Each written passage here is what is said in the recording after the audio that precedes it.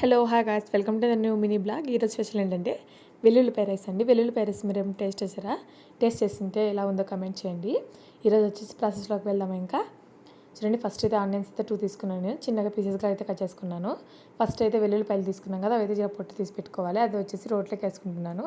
రోట్లో ఒకసారి అలా దంచుకున్న తర్వాత కొద్దిగా ఉప్పు, కొద్దిగా కారం అయితే వేసుకొని బాగా దంచుకోవాలండి. ఇదైతే నుండి పేస్ట్ లాగా చేసుకోకూడదు, మరి కచ్చపచ్చగా చేసుకుంటే సరిపోతుంది. ఇప్పుడు వచ్చేసి ఒక ప్యాన్ హీట్ అయ్యాక అందులోకి అయితే ఆయిల్ వేసుకోవాలి. ఆయిల్ బాగా హీట్ అయ్యాకనే ఆవాలు, జీలకర్ర అనేది వేసుకోవాలి. అప్పుడే మనకు ఫ్లేవర్ బాగుంటుంది.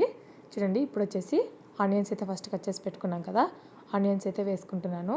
ఆనియన్స్ చాలా హాట్ ఆయిల్ వేస్తాం కదా, అప్పుడే మనకు సగం మగ్గిపోతాయి. చాలా మరీ బ్రౌన్ మగ్గాల్సిన అవసరం లేదు. బ్రౌన్ కలర్లో కొంచెం అలా మగ్గితే సరిపోతుంది. పచ్చి పచ్చిగానే ఉండాలి ఆనియన్స్ అనేటివి, అప్పుడే మనకు టేస్ట్ బాగా వస్తుంది అనమాట రైస్ అనేది. చూడండి, ఇప్పుడు వచ్చేసి కొంచెం అలా వేగిన తర్వాత ఆనియన్స్ అయితేనో ఫస్ట్ దంచి పెట్టుకున్నాం కదా వెల్లుల్లి, కారం అయితేనో అదైతే వేసుకోవాలి. అలాగే చిటికెడు పసుపు వేసుకోవాలి. అందులోకి ఒక రెమ్మ కరివేపాకు వేసుకొని ఇలా ఫ్రై చేసుకోవాలి.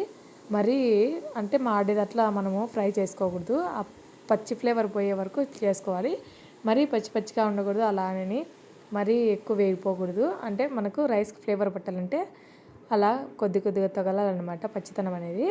ఇప్పుడు వచ్చేసి రైస్ అయితే చేసి పెట్టుకున్నది అయితే మీరు పొడిగా చేసుకొని ఇలా వేసుకొని కలిపేసుకోవాలి.